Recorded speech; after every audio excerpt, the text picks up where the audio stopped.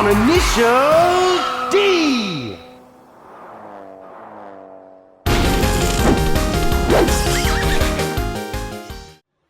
What's up everyone? Welcome back to my video, and today on this video we gonna unboxing this thing. So tingnan natin kung ano nasa loob. So I'm so excited kasi lalo na ang nanonood ng mga Initial D, alam nyo na to guys. Ayan o, 30 anniversary Initial D. Tawag nila sa Japanese kasi Kashiramoji D. So, anyway, let's take open. I-ready muna natin ito. Kasi, ayaw kong magasgasan.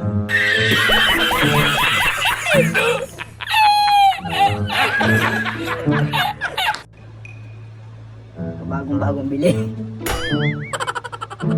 So, let's open this thing. So, what's inside? Nakano naman na siya.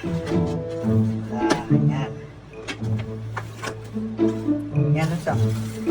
Toyota Sprinter Treno AE86. Tawag nila sa Japanese kasi Hachiroku. Mga product ni final version 30th anniversary. 30th anniversary nakasulat. So anyway, tingnan natin kung nasa loob.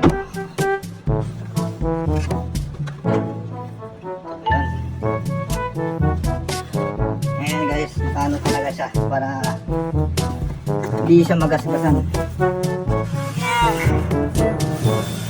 Ayan, medyo mabigat guys. Ayan, ito na siya.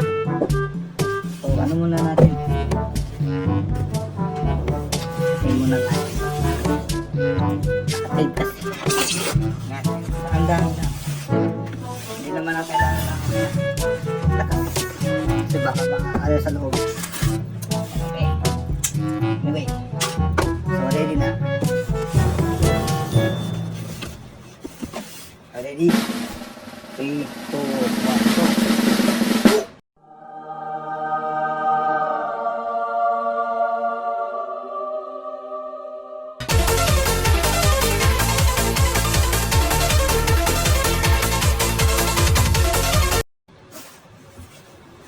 Nice. Yan na siya. Yan na. So, ito na ang tinatawag natin na Fujiwara Tofu na AE86. Tawag nila kasi sa Japanese is Hachiroku. So, anyway, tingnan natin detail.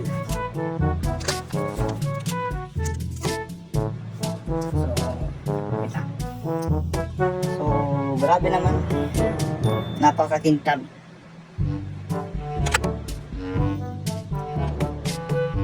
Saka yung taillights niya, grabe, napakaganda nila.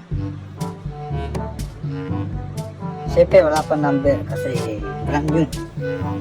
Kung pwede nyo lagyan ng number plate ng Pilipinas o kaya originally sa Japan, okay lang. Kahit anong lagyan nyo.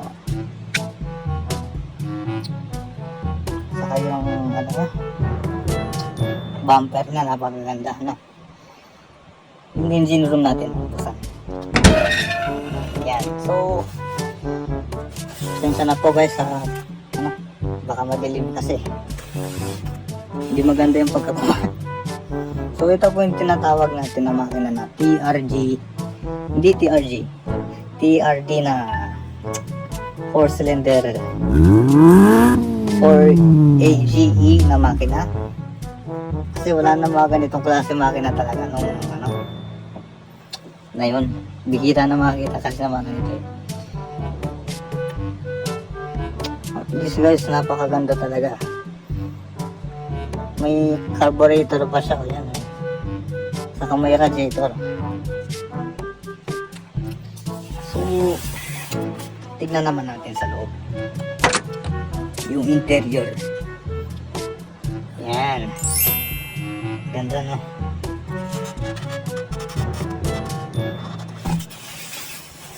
Tingnan naman natin sa rear, sa likod niya.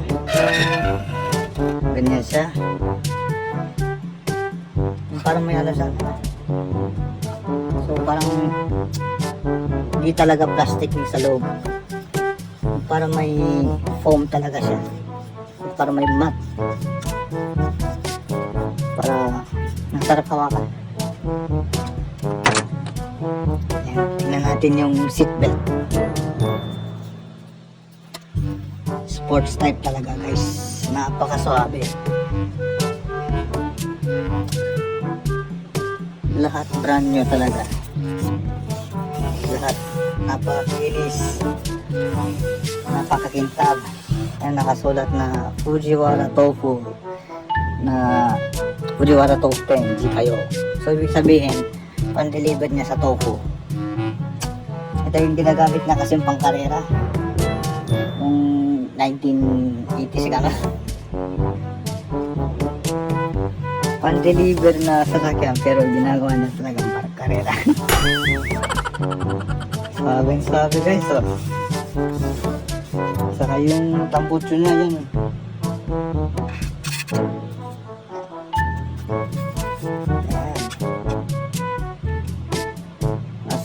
Parang totoo talaga. Napakaganda guys.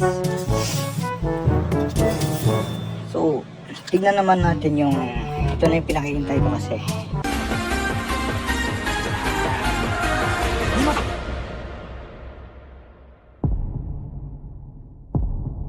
いない。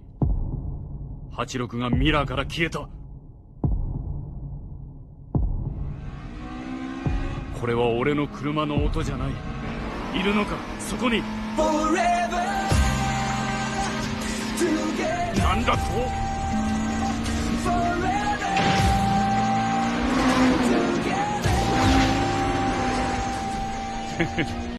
Yung pop-up headlights. So 3, 2, 1. Yan. Swabing-swabe. Ano natin ulit? Isara natin. Ay. Ang cute. So, ganyan po siya guys. Ito po kasi yung tinatawag nilang pop-up headlights. Hindi ko alam kung anong tawag sa Japanese pero grabe. Guys, hindi ko alam na ganito pala yung sasakyan ng 1980s talaga. Mga 30 years na. Bihira na kasi makita ng ganitong kotse. Yan o. Sabi natin guys. So, ganyan siya. So, ito na po ang tawag natin na Hachiroku. Ang ganda guys. Saka nagagalaw din yung yung manibela ata. Yan o. Nagagalaw yung grabe talaga yung detail. Pagbukas mo talaga ng box, parang yung totoong kotse na biglang lumiit talaga sa sobrang grabe ng detail. Grabe yung pagkakagawa. Very good. Which I give this 10 out of 10. The best production car they ever made. Siyempre naman, auto art naman kasi ang gumawa nito. Kaya, guys, ayan siya. Ayan.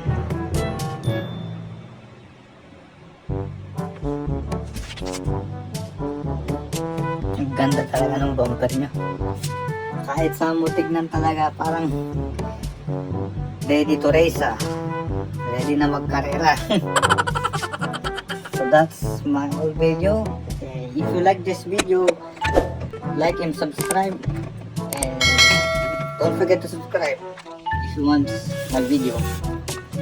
I'm gonna upload more of this. And yeah, see you on the next video. Thank you for watching. Adios.